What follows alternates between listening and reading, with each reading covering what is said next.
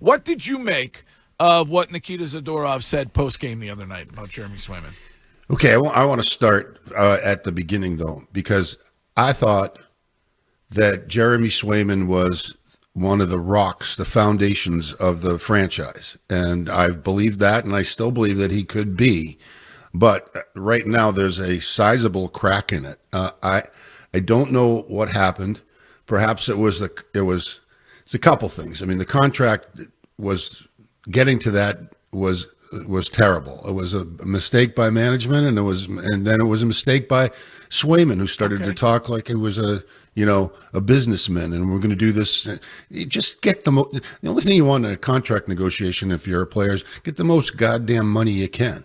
Don't tell me about you're fighting for the union and the future of the players. You get happy horse manure. Right. I mean, so, this guy was technically sound. Concentration, excellent. I mean, excellent. He athletic only when necessary, and that's a good thing because you can't outquick a puck. So if you have to be athletic and you're falling, there's a scramble. He had that, and he looked like he was going to be the number one goalie for a decade, and now it's Swiss cheese.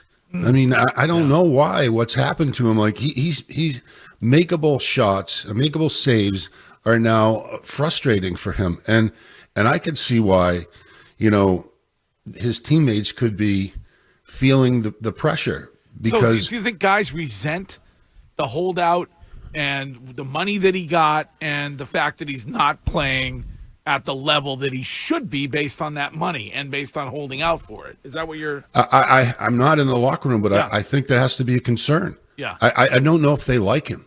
I don't know if he's a likable guy. And that sucks, because if you put yourself into a quagmire like that, you better be really good. We had a goaltender way back when, Pete Peters, who in 1983 was just, he stopped everything. He was kind of, and I like Pete, don't get me wrong, but he was a different cat from Western Canada and farmland out there, and who knows what was going through his mind half the time. But, he talked with a slow drawl, but he stopped the puck.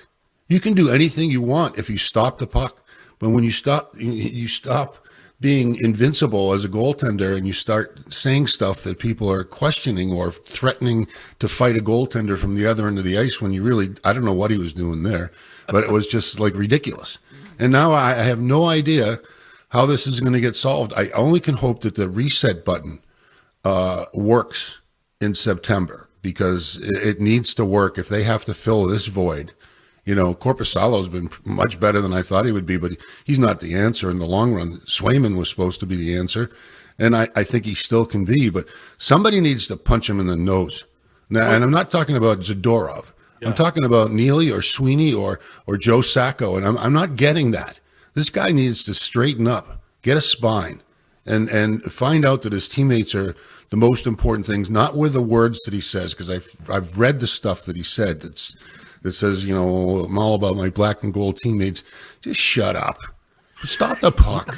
Don't you think more than just coaching, though, there needs to be a player to get him in line? Like, is that player Charlie McAvoy?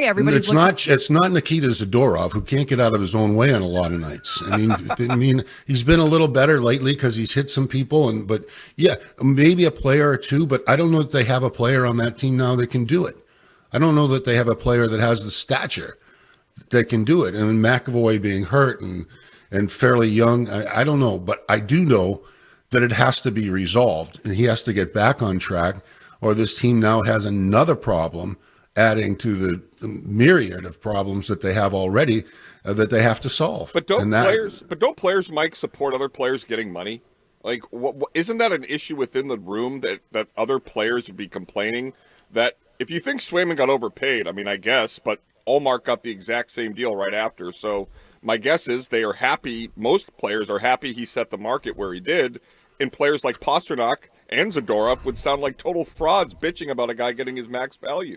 I don't think the money was an issue, but the way he handled the whole negotiations and I'm doing this for the brotherhood, that kind of stuff that stuck in my craw. I thought it was like, just let your agent do the talking and sign, get the check and put it in the bank. He didn't need to go through that kind of hullabaloo as far as I was Did concerned. Neely have to publicly chastise him?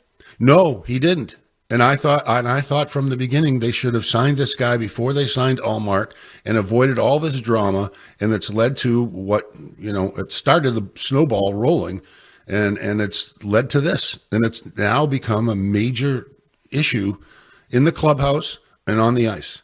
Mike, I think one of the biggest things for me where this all went left is when guys like Marchand were chiming in on what he was doing for his contract. And I don't think it's right for any player to question a guy's motives on how he goes to get his money. And even if his holdout is hurting your team getting ready for the season. And I think a holdout is a player's leverage on him to get his money, but it's about the organization to pay him his fair value, so there isn't a holdout. How do you feel like as a player talking about other players' money? It's not good. It's not positive. And you know what? It also speaks to the question, the kind of elephant in the locker room right now is this guy not likable? Marchand doesn't seem like the kind of guy that would go out of his way to bitch about a guy looking for extra money. I don't think he wants to be. He's a team player and all that kind of stuff, Marchand. And I admit that maybe he stepped out of line here. But I'm worried about the fact that this guy is a little bit of a dink. And you're tied down to him for 8 years or whatever. Well, yeah, you are. You're tied down to him, but you weren't supposed to be tied down to him. You were supposed to be in bed with him. And now it looks like a eek. Saturday morning doesn't look so good. No, I was going to say, Mike, isn't this, and I say it's clearly put on the shoulders of Sweeney and Cassidy.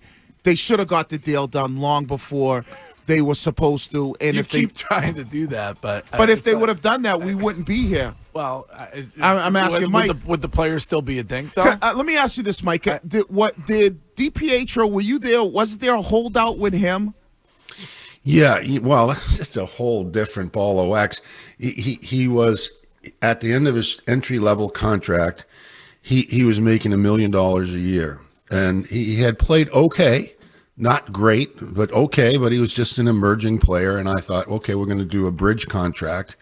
And I thought, okay, $1,250,000, $1,400,000, whatever it might be, something somewhat reasonable.